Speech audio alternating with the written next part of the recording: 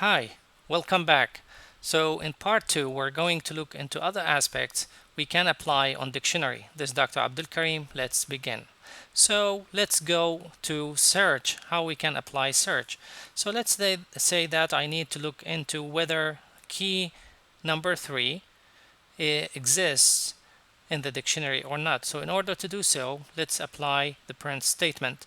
So I need to check whether 3 is in the dictionary. So as simple as that. Let's print out and see the result. So you see it says true, 3 is part of the keys of this dictionary.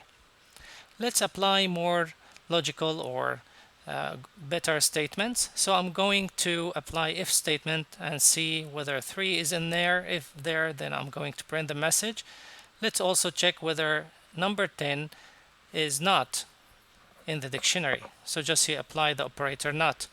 And I'm going to say 10 has not been found as a key inside the dictionary. So applying so, you see both statements were correct. 3 exists, number 10 doesn't exist.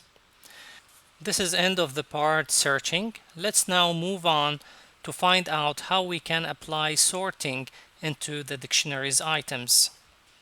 So firstly, let's add a new key, let's say 0, into the dictionary, and then let's see where this item has been added inside the dictionary. So as you see, key 0 has been added to the end of the dictionary, but now we need to sort out the dictionary according to its keys. So 0 is supposed to appear at the beginning. So we call function called sorted and we pass our dictionary. Now let's print out the key that we are going to get from the function sorted alongside with its corresponding value inside the dictionary. So here is K, and then I'm calling dictionary for the key K.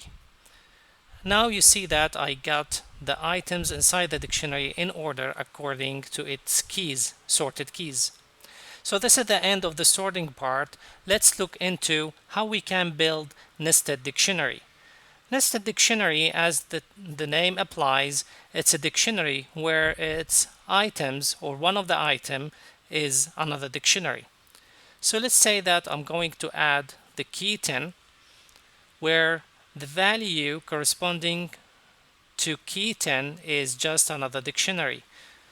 And I'm going to initialize this dictionary with two items, 11, where its keys are 11 and 12. So no need here for quote, single quote. Okay, so now we have our dictionary ready. Let's print it out and see the results. So you see I got my previous items are there, and then I added another key where the value of this key is just another dictionary. So as you see, it's very simple. The fact that adding nested dictionaries where it might be applied where you need the item or the value for a certain key is just another dictionary. So this is the end of our session for dictionaries. I hope that you gain values looking into different operations that you can apply into dictionaries. Thank you and see you in another session.